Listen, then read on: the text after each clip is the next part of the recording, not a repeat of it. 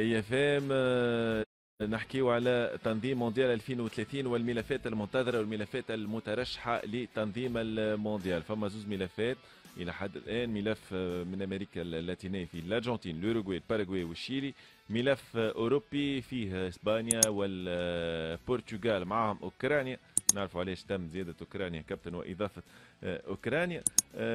لكن اليوم خرج خبر على وسائل التواصل الاجتماعي، فما وسيلة إعلام مغربية حكيت على ملف مشترك بين المغرب والسعودية.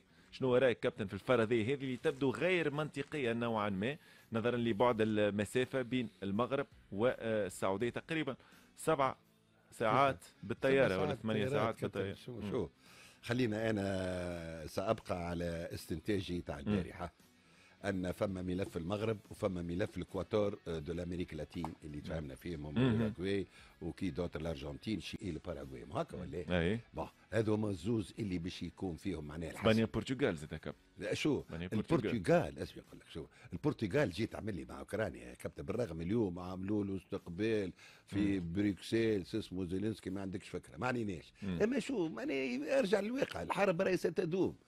شو اوكرانيا معناها اوكرانيا كما قلت انت اكثر كونوتاسيون بوليتيك اكثر منها طبعا. واحد. باهي للتحقق انا من باقي نقول لك المعلومه والخبر هذايا المغرب والاكواتور هكا نمشيو مباشره للمغرب مع الباحث في السياسات الرياضيه دكتور منصف اليزغي. دكتور مرحبا. مرحبا وسعيد بالتواصل معكم على الإذاعة التونسية. شكرا ليك دكتور، احنا زد سعداء بحضورك معنا. دكتور، المعلومة او الخبر اللي يقول انه المغرب يعتزم تقديم ملف مشترك مع العربية السعودية لاستضافة مونديال 2030، معلومة شفناها على وسيلة اعلام مغربية على وسائل التواصل الاجتماعي. ما مدى صحة هذه المعلومة اللي تبدو نوعا ما منطقية لعدة عوامل وعدة اسباب؟ بداية يعني نحترم مصادر هذه الوسيلة الإعلامية ونحترم ما كتبت حتى لا ندخل في مسألة طعن فيما كتبته، لكن ربما يتوجب أن نضع الأمور في سياقها وأيضا في موضوعيتها. بداية عندما نتحدث عن ملف مشترك بين المغرب والسعودية، الأمر لا يؤخذ بقرار من الاتحادين أو في غمرة حماس، بل يؤخذ على مستوى من طرف حكومتين، لأن الأمر يتعلق بالتزامات كبرى بين بلدين، بدليل وانه حتى المقترح المقدم من السعوديه هو باحتضان كاس العالم 2030 مع مصر واليونان من اجل لعب ورقه 3 قارات، بل انه حتى جريده بوليتيكو اليونانيه قدمت بعض التفاصيل وقالت بانه السعوديه تتكفل ببناء 75% من المنشات التي يتوجب بنائها في المونديال، على اساس انها تستضيف 75% من مختلف المباريات. هذا طرح سعودي. اذا هناك ملف مشترك واضح تم النقاش حوله في لقاء بين محمد بن سلمان ورئيس الحكومه اليونانيه، وهو امر رائج وتناولته صحف سعوديه وصحف يونانيه وايضا مصريه. اذا هذا الاقرب الى المنطق ربما، ولو ان الامر يجمع بين 3 قارات. عندما نرى ملفات اخرى كما ذكرتم، هناك ملف رباعي ارجنتين اوروغواي الباراغواي والشيلي، هناك اسبانيا والبرتغال الذي يبحث المغرب ان يكون لديه تنظيم مشترك مع هذين البلدين بحكم القرب الجغرافي، وايضا بسبب انه الامور تعقدت على مستوى التنظيم بحكم 48 منتخب، وايضا انه قطر وروسيا رفعوا سقف التنظيم بشكل عالي جدا. ثم هناك بريطانيا والقادم الذي ربما قد يخلق مفاجاه وهو الصين، على اعتبار انه الفيفا تبحث على خلق اسواق جديده واستفاده من مفاعلين اقتصاديين جدد. اذا بالنسبه للمغرب والسعوديه سيصعب لعده اعتبارات. الاعتبار الاول هو الفارق الزمني والفارق الجغرافي وغياب اي تنسيق لغايه الان، وغياب اي اشاره سواء من بعيد او من قريب في هذا المجال. اذا هو في اعتقادي خبر بشكل يعني صارم، اقولها خبر لا اسال له من الصحه، لان الامر ليس مساله حماس وليست مساله نقاش عادي، بل هو نقاش يتوجب ان يتم على اعلى مستويات ويتم اصداره بشكل رسمي، علما انه كما قلت لك حتى لو كان بشكل رسمي فربما ستكون خطوه ليس في محلها. به دكتور، تعتبر ولا حسب رايك المغرب هل سيتقدم بملف لوحده لاستضافه المونديال، او يبحث عن شريك كما ذكرت اسبانيا البرتغال؟ ولو انه اسبانيا البرتغال سمعنا انه سيتقدم مع اوكرانيا لامور سياسيه لاستماله ممكن الراي العام الغربي اكثر. نعم، شوف عزيزي، هو بالنسبه للمغرب اصبح معروفا بانه اكثر البلدان التي قدمت ترشيحها ولم تفز. هذه سادس مره كان باش يقدم 2030 سادس مره. تماما سادس مره. اول مره قدم وضع ترشيحه في 1989 من اجل المنافسه على مونديال 94، وبعد ذلك كان 98 2006 2010 و2026، والمغرب كان قريبا جدا في 2010 الا في بعد حدوث ما حدث يوم 15 ماي 2004 في سويسرا، وذلك من فضحها في عده افلام وثائقيه وبرامج وثائقيه، وشاهدت ايضا وجود بعض لي بودمان او مسائل الرشاوى التي حصلت. الان المغرب عندما يتحدث على تنظيمه ل 2030 المغرب كان واضحا. 2018 يونيو 2018 بعد اعلان نتيجه فوز الملف المشترك بين كندا والولايات المتحده والمكسيك صدر بلاغ من الديوان الملكي يقول بانه المغرب سيتابع امله في الفوز بالتنظيم، وقال بانه يضع ترشيحه من الان ل 2030. اذا على اعلى سلطه بالبلاد الامر واضح وانه جدي، انه المغرب مرشح ل 2030. لكن المعطيات اختلفت ما بين اول ترشيح في 1994 و 2030. اولا زياده عدد المنتخبات بشكل كبير جدا، ما يتطلب على الاقل ان تكون لديك 12 ملعبا بمواصفات عالميه. في السابق كان المغرب يراهن انه ممكن ان يضيف 4 ملاعب، على اعتبار انه تقريبا عنده 5 إلى 6 ملاعب جاهزه. الان نتحدث عن 12 ملعب بمواصفات عالميه. النقطه الثانيه وهي انه عندما تابعنا مونديال روسيا وقطر ربما وانا شخصيا كنت في هذين المونديالين، يعني ربما الامر اصبح لم يعد مقتصرا على الملاعب. هذا خطا كنا نرتكبه جميعا، وانا واحد من المتحمسين للمونديال، وكنت ارتكب عده مغالطات في تصريحاتي، وكنت اعتبر كما لو ان المونديال يساوي الملاعب. الامر اعمق من ذلك، الامر يتعلق بقبول الثقافات الاخرى التي تحضر عندك في بلدك بكل تمثلاتها وبكل تمظهراتها، ثم ايضا جانب متعلق بالبنيه التحتيه التي يجب ان تكون في مستوى عالي الى غير ذلك. وبالتالي بدا يظهر لي شخصيا بانه السقف عالي جدا. هذا ما يفيد بانه المغرب في صالحه ان يدخل في ترشيح مشترك مع المغرب مع اسبانيا والبرتغال، التي ربما تحاول كما قلت سيدي الفاضل بانه تحاول استماله الراي العام من خلال تقديم اوكرانيا، علما انه هو ترشيح غير موضوعي بحكم ان اوكرانيا في يعني ربما اوضاعها مختلفه، اوضاعها يعني اقتصاديا ربما في بعد الحرب. اذا المغرب لن يعد امامه ان يستضيف المونديال لوحده، صعب جدا وان لم اقل مستحيل. وان كان سيستضيفه لوحده فانا اقول شخصيا كمغربي واريد هذا التنظيم منذ السنه السابقه، اقول بانه سيكون كارثه على المغرب، وربما من الافضل ان يتم توجيه هذا الجهد الى جانب اخر. اما اذا كان تنظيم ثلاثي مع اسبانيا في البرتغال فاعتقد ان ذاك سيكون منطقي، الى درجه انه حتى لاحظنا الولايات المتحده تقدمت وهي اقوى قوه عالميه، تقدمت مع المكسيك وكندا. اذا هذا الجانب ربما يحتاج نقاش اكبر، وليس يجب ان يكون الحماس فقط. طبعا الواقعيه مطلوبه خاصه في مثل هذه الملفات المهمه. كاس العالم للانديه دكتور، كان فما استياء نوعا ما البارح من تشجيع الجماهير المغربيه لريال مدريد على حساب الاهلي المصري. نعلم ان ريال مدريد فريق له شعبيه جارفه في كامل انحاء العالم العربي، لكن شفنا على وسائل التواصل الاجتماعي نوعا ما من الاستياء بما انه جماهير مغربيه عديده مالت لريال مدريد يوما. نعم، أنا أقول لك أمر أساسي. أنا بعد حضور أهلي إلى الرباط عندي أصدقاء إعلاميين في الوفد الإعلامي، وذهبت وجلست حتى بعض أعضاء مجلس إدارة الأهلي، وكنا نتحدث وقلت لهم بصريح العبارة قبل انطلاق المباراة ب3 أيام منذ حضورهم يوم الأحد الماضي، قلت لهم واضح: لا تنتظروا أن تعيشوا نفس الأجواء التي عشتوها في مباراة طنجة امام سياتل وامام اوكلاند نيوزيلندي. الامر مختلف هنا. الجماهير المغربيه اقتنت تذاكر نصف النهائي والنهائي بدون ان تعرف حتى من سيواجه هذا الفريق، بل اكثر من ذلك انهم حتى في حاله اقصاء الوداد فهم اقتنوا هذه التذاكر. الامر بسيط جدا، الامر يتعلق بعلاقه تمتد لازيد من قرن. لاول مره زارت فرق اسبانيا وهي الاتليتيكو وريال مدريد زاروا المغرب كانت 1928، وزاروا منطقه تطوان التي توجد في شمال المغرب والذي كان خاضعا للحمايه الاسبانيه. بل اكثر من ذلك حتى يعرف الجمهور امر اساسي، هو انه فرق المغرب الشمالي كانت تشارك في الاقسام السفلى للليغا الاسبانيه، وبلغ اتليتيكو تطوان بلغ القسم الاول ولا في موسم 51-52، وحضرت الريال مدريد مدريد والبرشلونه وجميع الانديه بين البلدين تماما حضروا في ملعب ثانيه ترمل بن تطوان ولعبوا في القسم الاول امام الجماهير المغربيه، ومنذ ذلك والجماهير المغربيه تتابع، بل انه حتى الجماهير الموجوده في الشمال المغرب تتابع القنوات الاسبانيه، تلتقط منذ الستينات وهي تلتقط في المغرب، وبالتالي ثقافه التعامل مع الانديه الاسبانيه ومتابعتها ومجراتها تفوق احيانا متابعه بعض افراد الجمهور المغربي للدوري المحلي.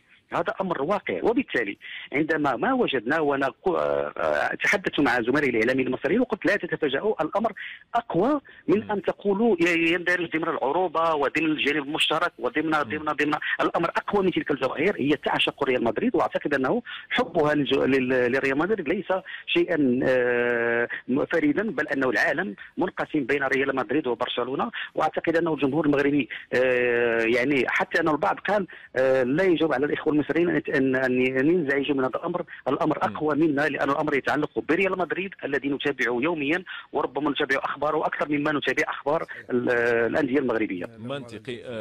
مره اخرى السياسه تطغى ممكن على الرياضه. رينا تيفو جماهير الريال يوم امس ضد الاهلي، ورساله سياسيه واضحه اثارت استياء العديد، خلينا نقولوا. لا اعتقد من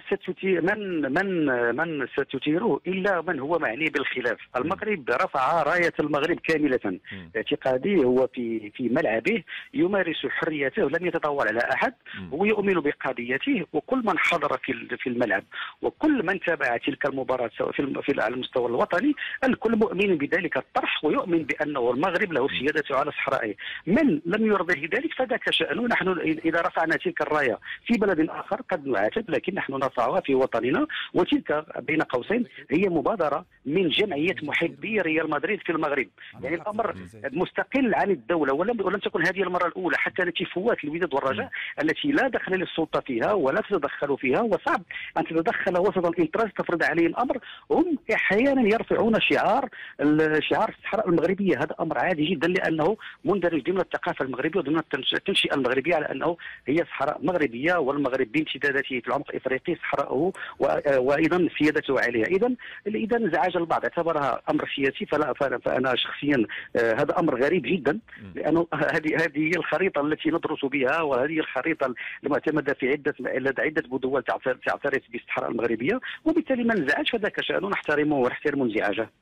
شكرا لك دكتور، سعداء جدا بمداخلتك معنا. دكتور منصف اليزغي، باحث ودكتور في السياسات الرياضية، حكينا على ملف 2030 استضافة المونديال، الملف المشترك اللي يبدو مستحيلا كما قلنا كابتن، والتيفو اللي اعتبره البعض مسيء للجزائر. مسيء للجزائر بما أنه تطرق لقضية الصحراء الغربية وخريطة المغرب اللي ريناها البارح من جماهير الريال في المغرب. هذه امور سياسيه. خلينا جماهير الريال يعني جماهير الريال في المغرب هذيك خليه احباء الريال في المغرب. البارح وقت عطاو سؤال لانشيلوتي قالوا على الجمهور، قالوا عندنا جماهير في المغرب اللي تحب ريال مدريد وتحب الكره الاسبانيه. من هذا عمل تصريح قبل المباراه بنهار، فهمت؟ قال با الجمهور مش يكون في الواحد. بقى شو يا امين خويا، انا كنت اتمنى ان نبتعد مرة واحدة على الأمور السياسية بين زوز أشقاء. هذه قضية معناها متشعبة وعملت عداوة كبيرة وما حقاش.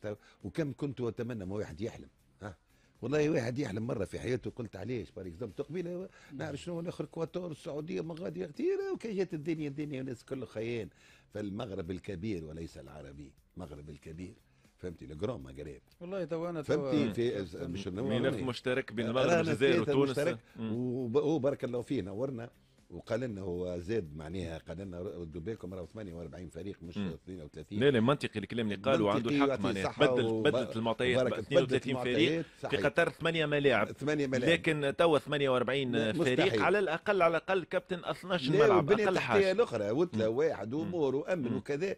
دونك هو بارك الله فيه نورنا اللي في هذا الجانب راهو بلد واحد لا يقدر على استضافه 2030. امريكا وما ادراك يا كابتن، امريكا وما ادراك، وضمت معها كندا والمكسيك. 11 ملعب في امريكا، 2 في كندا، 3 في المكسيك. معناها شيء ضحك. قدك لاجريس على شرط السعوديه تبني لي الملاعب. ايوه كابتن، استغلوا ممكن الموارد الكبيره والفلوس اللي عند العربيه السعوديه المخصصه طبعا لمونديال 2030. نحكيو كره قدم، الاهلي ينهزم 4-1 ضد ريال مدريد. مالجري لي الاهلي الحقيقه محمد كي نتفرج انا في الاهلي، خاصة الشوط الأول معناها لعبوا الند للند، معناها هزوا كورة، قدموا بالكورة، ما خافوش. تشوف رونفيرسمون، تشوف معناها بالحق، تشوف ديزاكسيون تقول الحقيقة. أنا عملت مقارنة، قلت كان جينا نحن فريق تونسي ما نلعبوش هكا مع ريال مدريد، خاصة في الشوط الأول. محمد، أول حاجة أنا عكس كلامك كريمو بالله والله. أول حاجة أنا ما شفتش الأهلي تلعب الشوط الأول. ليه؟ أنا شفت الأهلي عاملة تلعب بلوك. بيان سور باش تلعب بلوك، لكن انت من بيان سور باش تلعب بلوك، ما كيفش تحل اللعب مع ريال مدريد. من سيستم الاهلي، سيستم دو جو تاع الاهلي، تفهم اللي لونترونور خايف من ريال مدريد، وله الحق في ذلك. قبل قلنا المنظومه الفرديه نتاع ريال مدريد اقوى على جميع المستويات، هكا ولا لا؟ لكن انت في لونترونور غلط من الخوف نتاعو، غلط برشا غلطات. انا نشوف انا مثلا انت تلعب البلوك وحتى الكونتر اللي تلعب فيه مش مؤطر، مش دقيق. تلعب فما عشوائيات، فما ديشيت تكنيك في تخريج الكوره، وما فماش سرعه. اون بلوس تلعب لك انت بلوك مسكر يعني بصفه غريبه، كثافه دفاعيه بصفه غريبه، وتلعب لك وصلت لك راس وهددتك قداش مره، وكوره على البار، وكانت عندها اريحيه باش توصل لك للكاج نتاعك. تو دانكو دوزيام ميتون تعطيها انت يعني تفرغ لها، حبيت تلعب معاها ند للند. ايش عملت؟ فرغت انت، لعبت لاتاك لكن على حساب الديفونس، وكنت انت تنسيت اللي المنظومه الفرديه سورتو الهجوميه قلت لك اقوى واحده في العالم. هذاك اللي اعطاه ريال مدريد اريحيه نتاع ان كونتر ان، قويين ياسر زاد سهلت اللعب على ريال مدريد. خاطر ملاعبي من ريال مدريد يفسخ زوز عادي جدا معناها من فريق من افريقيا اللي هو الاهلي المصري، يعني الامكانيات بعيده برشا على بعضها معناها على المستوى الفردي. حتى الاهلي انت الثقل الهجومي باش تشد فيه الديفونس نتاع شوف انت لعبت البلوك اول حاجه، اول ما لعبت البلوك لريال مدريد، خليت الديفونس نتاعها مرتاح، يخرج كوره كاينه ديفونس كونتر اتاك. زاد اون بليس ما عندكش انت لطاك اللي تعمل في الدوزيام ميتون، لطاك اللي تعمل الثقل الهجومي باش الاخر في تخرج الكره، فما صعوبه في تخرج الكره. تفضل. بلي قدام كونتر اتاك جات ريال مدريد في اول الشوط، وصلوا حتى ل 6 متر اهدار فرص لا صحيت بالضبط لا تهدر. انت مش تلعب مع ريال مدريد كابتن انت خاسر ليه وقت 0-0 كابتن الاهلي المصري مثلا جاته فرصه تاع هدف الاول بالراس المدافع عبد المؤمن، مش هذيك جاته فرصه دخلوا المناطق الريال، ما قلناش راهو هي ضعيفه جمله. الاهلي معناها وراو هكا ديسيني نتاع الحقيقه نتاع مش الحقيقه نتاع فريق ما خافش، واقع الميدان يفرض علينا ويفرض على الاستنتاج نتاعنا. يا ولادي راهي ريال مدريد وما ادراك، يا ولادي كيف تحبوا. كان مشى لقدام كما قلت على البرازيل وتونس، كان مشى لقدام تو يخسر، كان قاعد في الوسط تو يخسر، كان قاعد التالي تو في كل الحالات باش يخسر. في كل الحالات شو يا محمد كابتن، شوف في كل الحالات بلوك مش كذا، يعطيهم الصحه. جروا المباراه على وتلك هي حدود الله. يلعبوا مع ريال مدريد، شرف كبير ليهم، سجلوا هدف وكانوا يسجلوا اكثر من هدف. صحيح. ولكن اللي يعجبني، وانا قلت نعاود الكلام تاع البارح، انشيلوتي وقت نجدوه قبل ما يلعب ضد الاهلي قال احترم هذا النادي وعنده كذا وكذا، ومش خوف، مش خوف، راهو احترام، لا هو خوف ولكن اعتراف بالقيمه تاع المنافس، قيمه كبيره ياسر ريال مدريد. دونك لعبوا حسب سامحني كلمه، مو التكهنات، اي التكهنات نتاع جايه مش شنو هي بتاع باش الاهلي مش تعمل حاجه مع ريال مدريد، جات من المردود نتاع الاكيبات العربيه في كوب دي موند، وهي لا مقارنه بين الجمعيات والاكيب ناسيونال، مش مقارنه. خالد قربي قال 50-50 بين الريال، بعثوا ميساج على 50-50 رجع لي يضحك. 50 كيف هذيك 50 كيف فات الماتش ولا الشعبويه يا كابتن. هذاك راهو يستغل في بعض التصريحات اللي مشات في مصر تاع معلومات، يستغل في هاني قلت لك في تصريحاته اللي مشات على مرتضى منصور. يا اخي حب يعمل شويه شعبويه ما مشاتلوش المره هذه. يلا بعد شويه باش نحكيو على الترجي الرياضي التونسي وشباب بالوزداد في الجزائر والملعب اللي يستضيف المباراه.